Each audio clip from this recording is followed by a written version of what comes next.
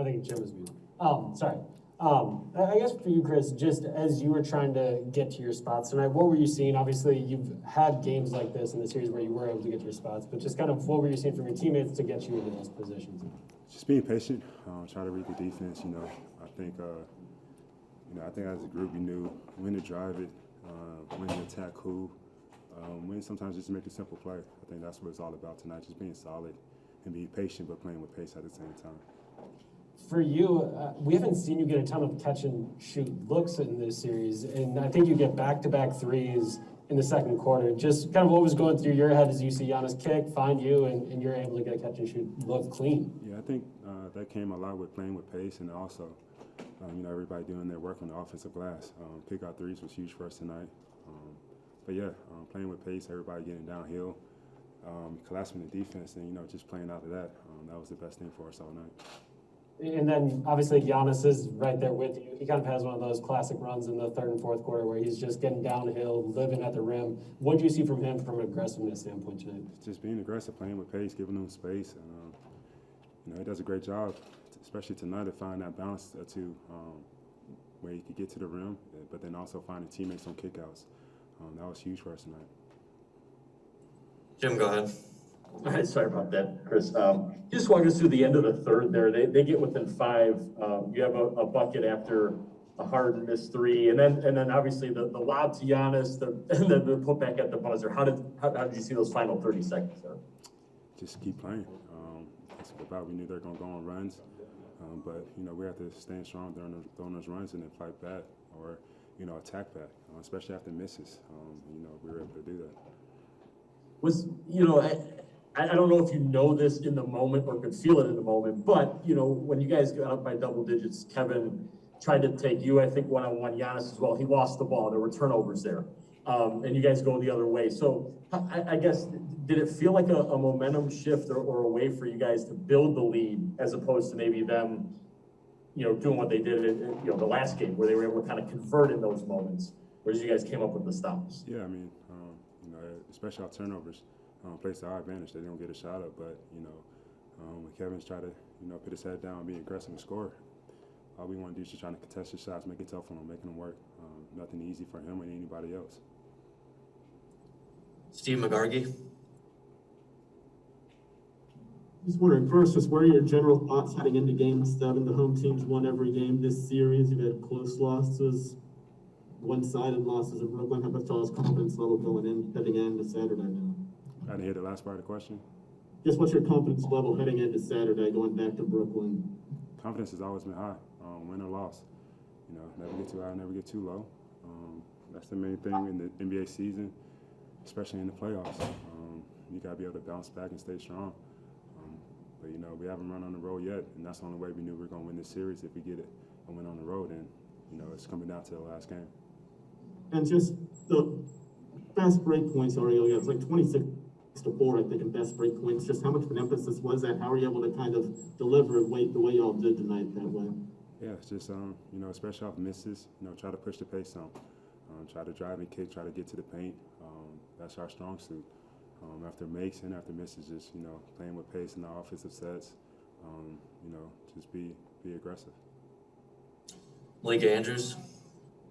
Hey, Khris, both Kevin Durant and Bud mentioned that your performance was timely. It was something that it happened when it needed to happen. I'm wondering for you, when you need something like that in a time you need it, what makes it so that you can come through in those moments of potentially pressure? I don't think about any type of pressure at all. It's a basketball game. As simple as that. I know it's lose or you go home, but at the same time, it's just basketball. We got to have fun with it, and those moments are fun when, the game's on the line. I think, fans don't really see the real talking trash or, the real competitive spirit in open gyms during the summer times when games are close and guys got to get kicked off the court. But, that's a lot where it starts. And that's all, I go to in my mind is just thinking about, summer workouts, summertime, having fun. But now it's just an official building with people watching. Thanks, Khris. Steve Ashburner. Hi, Khris. When things are going well for a team offensively, it's often said that, that shot making, it's almost contagious. with your teammates going 2 of 25 from three, how did you make sure that that wasn't contagious with you? Was there sort of a pride factor almost? I'm not going. I need to make some threes here because we're struggling from the arc. Nah, I'm not gonna put it on myself. I don't think anybody on this team is gonna put it on themselves to, especially outdo our teammates, whether they're shooting or not, or say I got to do it by myself. That's not the type of team we are. That's not the type of player I am. I thought everybody had great shots. They just missed them. Hopefully we can make them all Sunday night or Saturday night or whenever we play next. But it never comes down to somebody's not doing it, so I got to do it. No, it's a group, collective effort. Yeah, there's a lot of talk about Brooklyn's big three. It's been a little bit different for this series because of the injuries. But you and Giannis and Jrue scored as many points as Brooklyn's entire team tonight. You guys feel you can go toe-to-toe and eyeball to eyeball with their 3 stars? I mean, I don't know what you expect me to say. I guess. Yeah, you probably wouldn't say no. Man, it don't matter. Win or lose, we think we could beat anybody. Just like any team, it doesn't matter who's who. We're all NBA players. So, yeah. Thanks. Obviously, when we were talking to Buddy, he was talking about how you guys can get out and run when you guys get stops defensively. So just what did you see from the defense tonight that you guys were able to hold them under 90 another time? Is that working? It is working. It's working. I think we executed the game plan well. Most of all, got those defensive rebounds where we had the advantage and really just push and transition.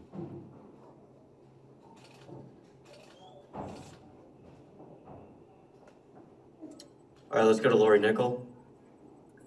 Hey, Jrue, I know you weren't the only one to defend Kevin Durant, but when you were on him, it seemed like you just never wanted to let him out of your sight. Was there anything else that you wanted to do specifically on defense? Nah, just nag him, really. Try to give him different looks, deny him a little bit, make his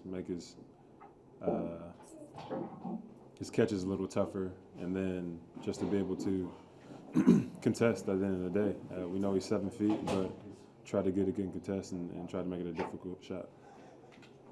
And I know it's nothing new for you, but how taxing is it on the offensive game for you when you're defending somebody of that caliber? Is it at all, or do you pick your spot? It is, but that's kind of what you train for and then what you go through the season for, to try to prepare for this moment.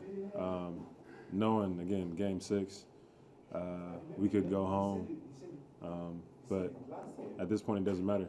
You have to find it within yourself to go out there and try to defend one of the best players in the world, and then at the same time, you also have to be aggressive offensively. Scott Grosky. Hey, Jrue, what's different in a Game 7? I think it's been a while since you played one. I think it was back with Philly. But what changes in a Game 7 where everyone knows the back's against the wall? Just think people play even more desperate, especially for two teams that have been battling and have won at home. For us, we have to be able to go ahead and win on the road.